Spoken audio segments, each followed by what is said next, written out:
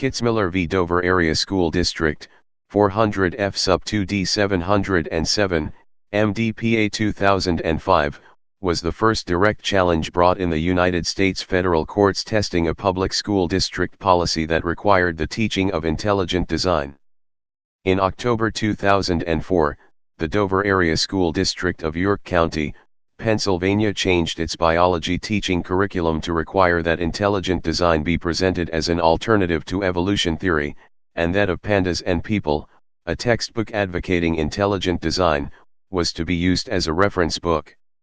The prominence of this textbook during the trial was such that the case is sometimes referred to as the Dover Panda Trial, a name which recalls the popular name of the Scopes Monkey Trial in Tennessee, 80 years earlier.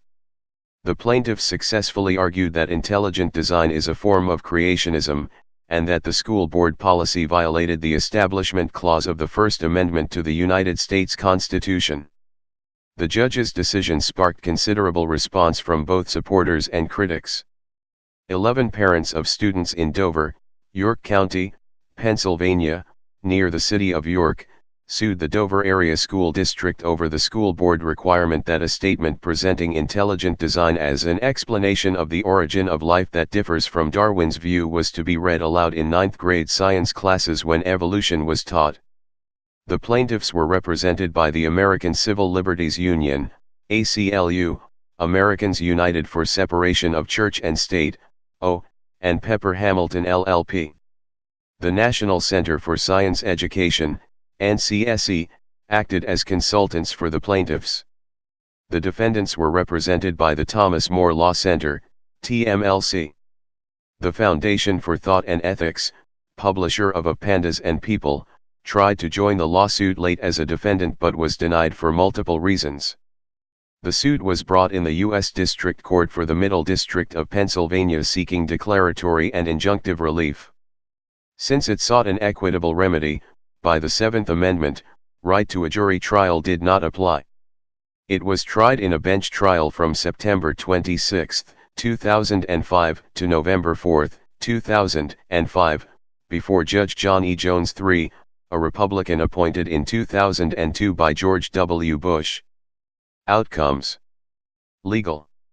On December 20, 2005, Jones issued his 139-page findings of fact and decision ruling that the Dover mandate requiring the statement to be read in class was unconstitutional. The ruling concluded that intelligent design is not science, and permanently barred the board from maintaining the ID policy in any school within the Dover Area School District, from requiring teachers to denigrate or disparage the scientific theory of evolution, and from requiring teachers to refer to a religious, alternative theory known as ID. Local School Board. All 8 of the Dover School Board members who were up for re-election on November 8, 2005, were defeated by a set of challengers who opposed the teaching of intelligent design in a science class. The 9th member was not up for re-election. The new school board president subsequently stated that the board did not intend to appeal the ruling. Background. From 2002, William, Bill, Buckingham and Alan Bonsell, members of the Dover Area School District Board of Education who were young Earth creationists, had made various statements supporting teaching creationism alongside evolution. At a board meeting on June 7, 2004, Buckingham mentioned creationism and raised objections to the proposed use of the textbook Biology written by Kenneth R. Miller and Joseph S. Levine, describing it as laced with Darwinism and saying it was inexcusable to have a book that says man descended from apes with nothing to counterbalance it. This story made the York newspapers, and Buckingham was telephoned by Discovery Institute staff attorney Seth Cooper, whose tasks included communicating with legislators, school board members, teachers, parents, and students to address the topic of ID in a scientifically and educationally responsible way in public schools. He later stated that he made the call to steer the Dover board away from trying to include intelligent design in the classroom or from trying to insert creationism into its curriculum, an account Buckingham has disputed. Cooper sent the book and DVD of Icons of Evolution to Buckingham, who required the Dover High School science teachers to watch the DVD. They did not take up the opportunity to use it in their classes. Cooper advised that the Discovery Institute was not offering legal advice, and soon afterwards Buckingham contacted Richard Thompson of the Thomas More Law Center, who agreed to represent the Dover Board, and recommended the Book of Pandas and People. On October 18, 2004, the school board voted 6-3 resolving that there were to be lectures on the subject, with pandas as a reference book, and that the following statement was to be added to their biology curriculum: students will be made aware of the gaps/problems in Darwin's theory and of other theories of evolution including, but not limited to, intelligent design. Note: Origins of life is not taught. On November 19, 2004, the Dover Area School District issued a press release stating that, commencing in January 2005, teachers would be required to read the following statement to students in the 9th grade biology class at Dover High School. The Pennsylvania Academic Standards require students to learn about Darwin's theory of evolution and eventually to take a standardized test of which evolution is a part. Because Darwin's theory is a theory, it is still being tested as new evidence is discovered. The theory is not a fact. Gaps in the theory exist for which there is no evidence. A theory is defined as a well-tested explanation that unifies a broad range of observations. Intelligent design is an explanation of the origin of life that differs from Darwin's view. The reference Book of Pandas and People is available for students to see if they would like to explore this view in an effort to gain an understanding of what intelligent design actually involves. As is true with any theory, students are encouraged to keep an open mind. The school leaves the discussion of the origins of life to individual students and their families. As a standards-driven district, class instruction focuses upon preparing students to achieve proficiency on standards-based assessments. Page 1 of decision. The 3 school board members who voted against it resigned in protest, and science teachers in the district refused to read the statement to their 9th grade students, citing the Pennsylvania State Code 235.10(2), which requires that the professional educator may not knowingly and intentionally misrepresent subject matter or curriculum. Instead, the statement was read to students by a school administrator. The school board statement asserting that there are gaps in evolution and that it specifically is a theory not a fact singled out evolution, implying it is just a hunch, even though this is not the actual meaning of the term scientific theory. The reference to of pandas and people and presentation of intelligent design as an alternative explanation of the origins of life presented it as though it were a scientific explanation, in contrast to the way that evolution was described. Encouraging students to keep an open mind about alternatives without offering an alternative scientific explanation implied an invitation to meditate on a religious view, endorsing the religious view in a way similar to the disclaimer found to be unconstitutional in the Freiler v. Tangipahoa Parish Board of Education case. The school board claimed the statement does not teach intelligent design and simply makes students aware of its existence as an alternative to evolution, but no such statements were made about other subjects. As part of the presentation, the administrators stated that there will be no other discussion of the issue and your teachers will not answer questions on the issue, giving intelligent design a position not applied to scientific topics. The board denied that intelligent design was religion in disguise, despite being represented in court by the Thomas More Law Center, a conservative Christian not-for-profit law center that uses litigation to promote the religious freedom of Christians and time-honored family values. Its stated purpose is, to be the sword and shield for people of faith. The American Civil Liberties Union filed suit on December 14, 2004, on behalf of 11 parents from the Dover School District, and sought a law firm willing to take on the case at the risk of not being paid if the case was lost.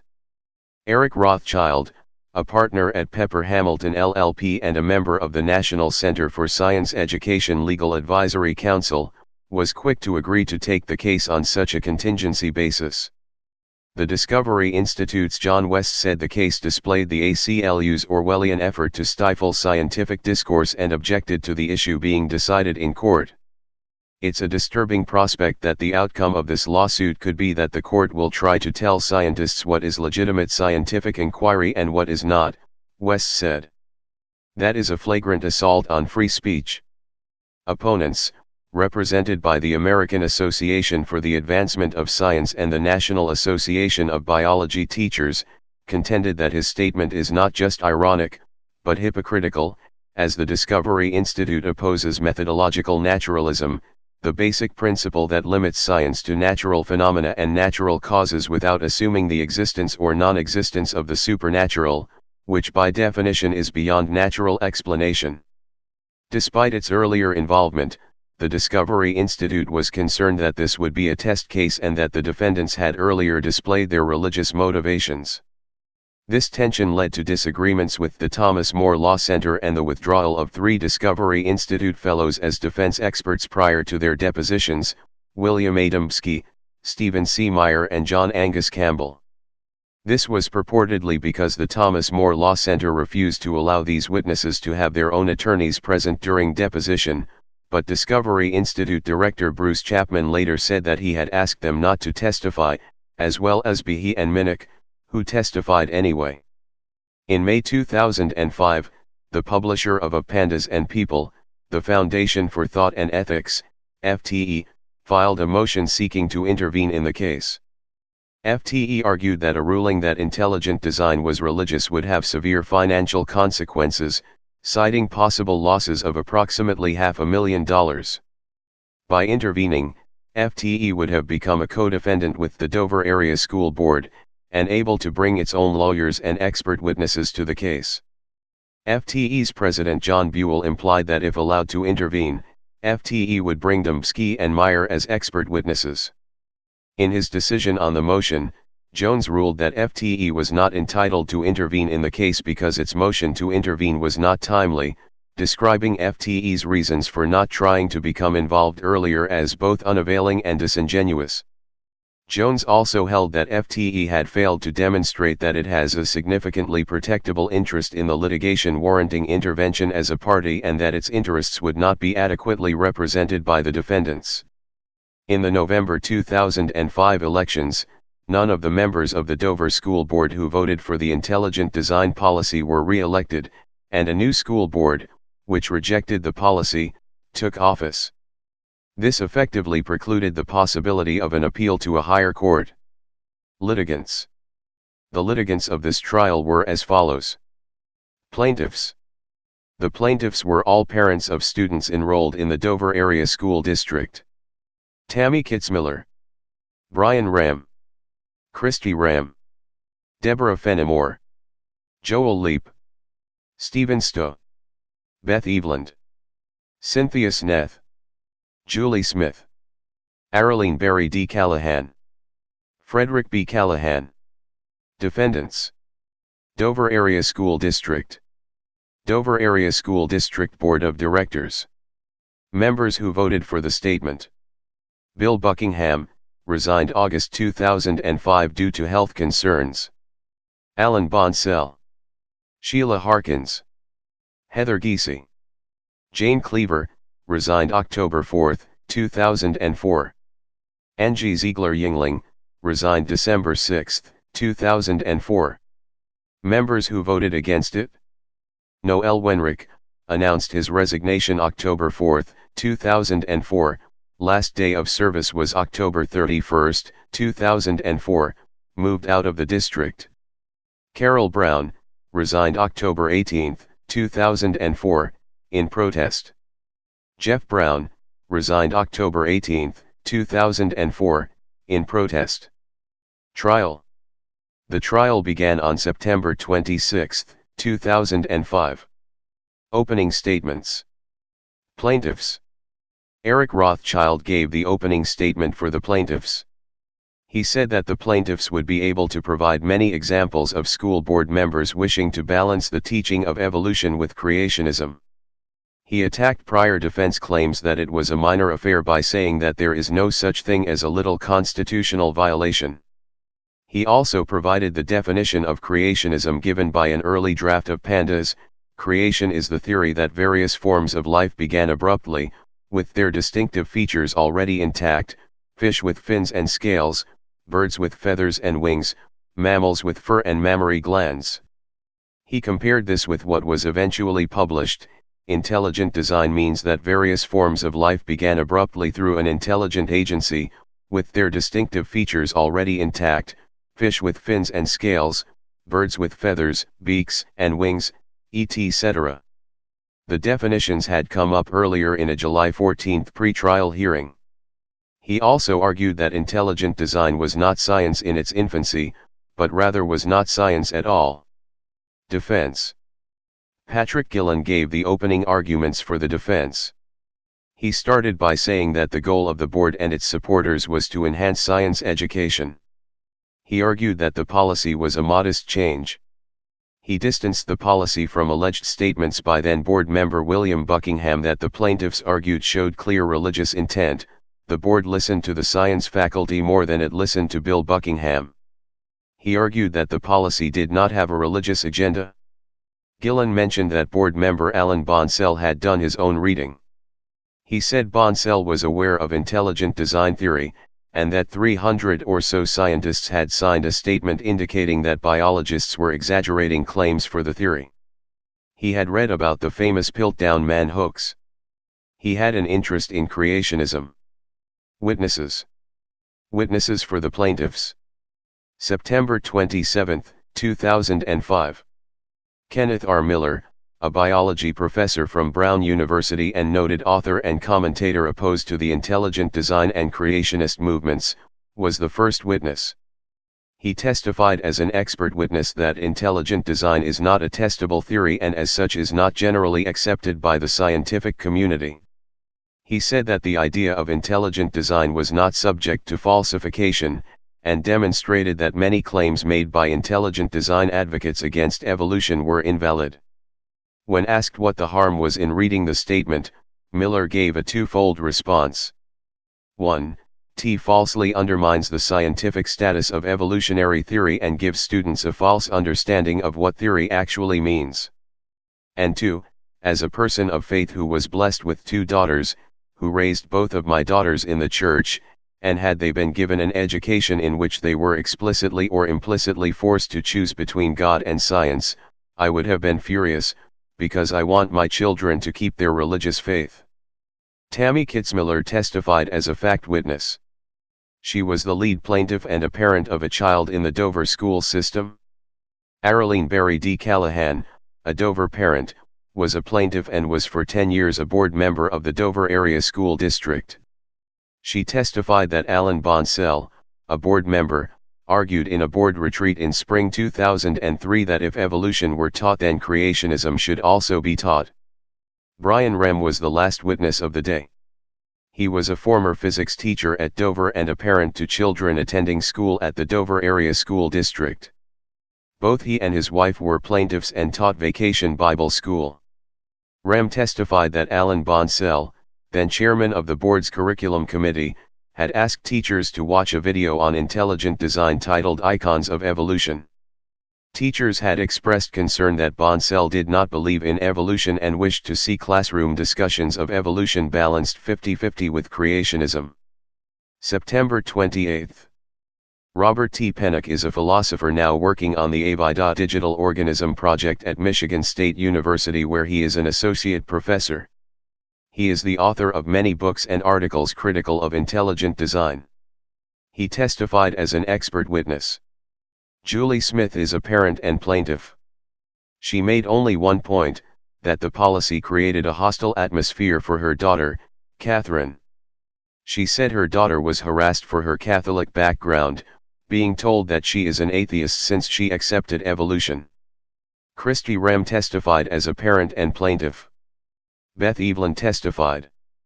Frederick Callahan testified. September 29. Carol Brown testified. Jeffrey Brown testified. September 30. John Haw testified. He is a Roman Catholic theologian and the Landegger Distinguished Professor of Theology at Georgetown University, with teaching and research interests focused on issues in science and religion, cosmology and theology, and religion and ecology. October 5 to 6. Barbara Forrest testified as an expert witness for the plaintiff and also furnished the court with a written expert witness report and a supplemental report. Forrest is a professor in philosophy in the Department of History and Political Science at Southeastern Louisiana University. She and scientist Paul R. Gross co-authored the book Creationism's Trojan Horse, The Wedge of Intelligent Design, Oxford University Press 2004. Before her testimony, the TMLC filed a motion to have her excluded as an expert witness. In that motion they characterized her as little more than a conspiracy theorist and a web-surfing, cyberstalker of the Discovery Institute. Jones denied the motion. Forrest gave testimony on the history of the intelligent design movement, citing writings of prominent figures, such as Discovery Institute's Wedge document, Philip Johnson's How the Evolution Debate Can Be Won, and of William Dembski. She also testified that ID was merely another name for the creationism movement, attempting to present a religious proposition as a scientific viewpoint. She stated that Johnson regards evolution as a threat to the Bible in its entirety and as a threat to the moral fabric of American culture, and that one of the goals of his movement is to unify the religious world. She added that there is no way to reconcile at all the Dover School Board newsletter statement that intelligent design is a scientific theory with Paul Nelson's statements in the interview The Measure of Design. Forrest noted that she was unaware of any evidence that the members of the school board had seen the Wedge document before the lawsuit. Several days before her scheduled testimony, the Discovery Institute publicly ridiculed her on their website. October 6. Jennifer Miller testified. Bertha Spar testified. October 12. Brian Alters testified. Cynthia Sneth testified. October 14. Stephen Stowe testified. Kevin Padian testified. Joel Leap testified. Witnesses for the defense. October 17 to 19. Michael Behe was the first witness for the defense. Behe is professor of biochemistry at Lehigh University in Pennsylvania, and a leading intelligent design proponent who coined the term irreducible complexity and set out the idea in his book Darwin's Black Box. As a primary witness for the defense, Behe was asked to support the idea that intelligent design was legitimate science. Behe's critics have pointed to a number of key exchanges under cross-examination, where he conceded that there are no peer-reviewed articles by anyone advocating for intelligent design supported by pertinent experiments or calculations which provide detailed rigorous accounts of how intelligent design of any biological system occurred. In response to a question about astrology he explained, "Under my definition, a scientific theory is a proposed explanation which focuses or points to physical, observable data and logical inferences. There are many things throughout the history of science which we now think to be incorrect which nonetheless, would fit that definition. Yes, astrology is in fact one, and so is the ether theory of the propagation of light, and many other theories as well." His simulation modeling of evolution with David Snoke described in a 2004 paper had been listed by the Discovery Institute amongst claimed peer-reviewed and peer-edited scientific publications supporting the theory of intelligent design, but under oath he accepted that it showed that the biochemical systems it described could evolve within 20,000 years, even if the parameters of the simulation were rigged to make that outcome as unlikely as possible. October 20 to 21. Richard Nilsson testified. October 21, 28, November 3. Michael Richard Baksa testified. He was the Dover Area School District Assistant Superintendent. In an email response to a complaint by social studies teacher Brad Neal, Baksa referred to The Myth of Separation by David Barton, a book Baksa had received from Superintendent Richard Nilsson, who had received it from board member Alan Bonsell. The book calls separation of church and state absurd. Baksa also discussed attempted changes to the statement. Teachers suggested adding Darwin's theory of evolution continues to be the dominant scientific explanation of the origin of species, but this was eliminated by the board. The teachers also recommended altering it to read because Darwin's theory is a theory, there is a significant amount of evidence that supports the theory, although it is still being tested as new evidence is discovered. Citing his belief the board would reject this, Baksa eliminated the significant amount of evidence. October 24. Steve Fuller is a professor of sociology at the University of Warwick in England, and author of books on social epistemology and science and technology studies.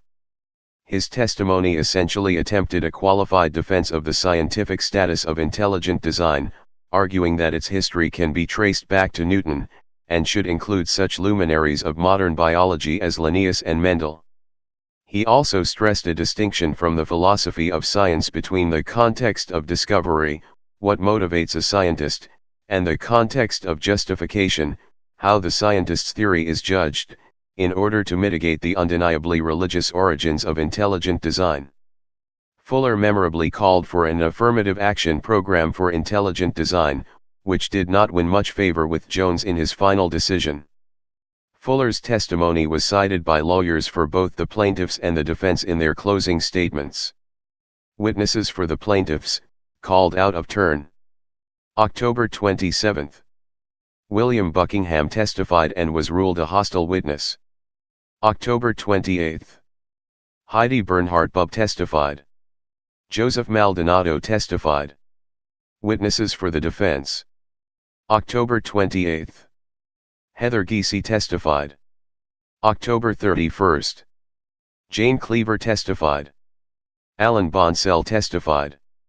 His testimony initially included a claim that he did not know where the money had been raised to donate 60 copies of Pandas and People to the school's library.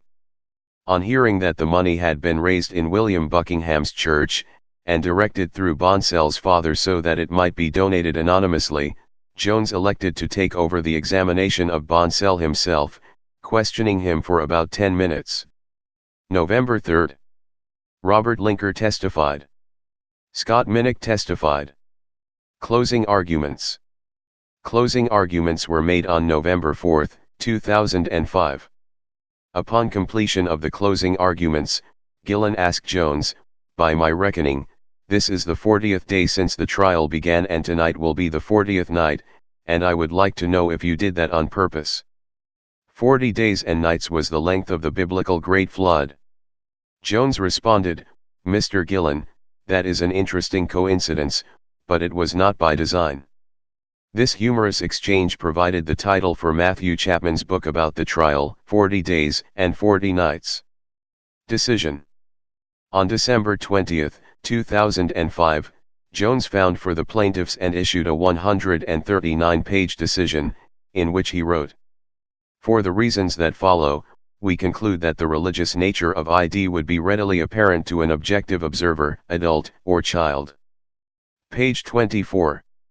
A significant aspect of the IDM is that despite defendants' protestations to the contrary, it describes ID as a religious argument. In that vein, the writings of leading ID proponents reveal that the designer postulated by their argument is the God of Christianity. Page 26. The evidence at trial demonstrates that ID is nothing less than the progeny of creationism. Page 31.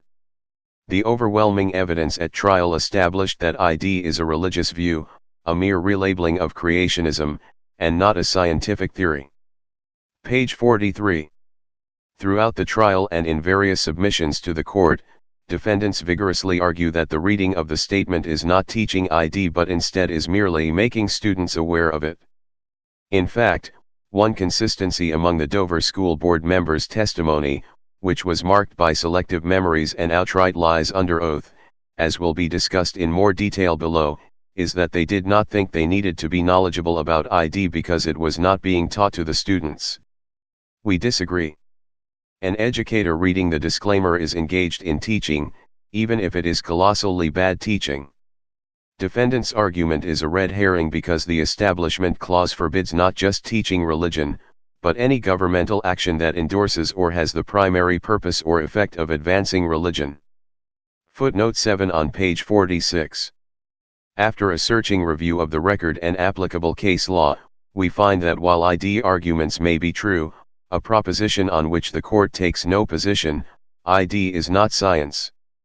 We find that ID fails on 3 different levels, any one of which is sufficient to preclude a determination that ID is science. They are, 1. ID violates the centuries-old ground rules of science by invoking and permitting supernatural causation, 2. The argument of irreducible complexity, central to ID, employs the same flawed and illogical contrived dualism that doomed creation science in the 1980s, and 3. ID's negative attacks on evolution have been refuted by the scientific community. It is additionally important to note that ID has failed to gain acceptance in the scientific community. It has not generated peer-reviewed publications, nor has it been the subject of testing and research. Expert testimony reveals that since the scientific revolution of the 16th and 17th centuries, science has been limited to the search for natural causes to explain natural phenomena. Page 64. He-1 textbook to which the Dover ID policy directs students contains outdated concepts and flawed science, as recognized by even the defense experts in this case. Pages 86 to 87. ID's backers have sought to avoid the scientific scrutiny which we have now determined that it cannot withstand by advocating that the controversy, but not ID itself, should be taught in science class. This tactic is at best disingenuous, and at worst a canard. The goal of the IDM is not to encourage critical thought, but to foment a revolution which would supplant evolutionary theory with ID, page 89. Accordingly, we find that the secular purposes claimed by the board amount to a pretext for the board's real purpose, which was to promote religion in the public school classroom, in violation of the Establishment Clause. Page 132. In his conclusion, he wrote, "The proper application of both the endorsement and Lemon tests to the facts of this case makes it abundantly clear that the board's ID policy violates the Establishment Clause. In making this determination, we have addressed the seminal question of whether ID is science. We have concluded that it is not, and moreover that ID cannot uncouple itself from its creationist, and thus religious, antecedents. The citizens of the Dover area were poorly served by the members of the board who voted for the ID policy. It is ironic that several of these individuals, who so staunchly and proudly touted their religious convictions in public, would time and again lie to cover their tracks and disguise the real purpose behind the ID policy.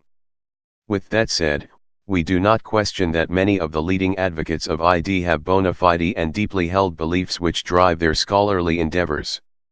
Nor do we contract overt that ID should continue to be studied, debated, and discussed.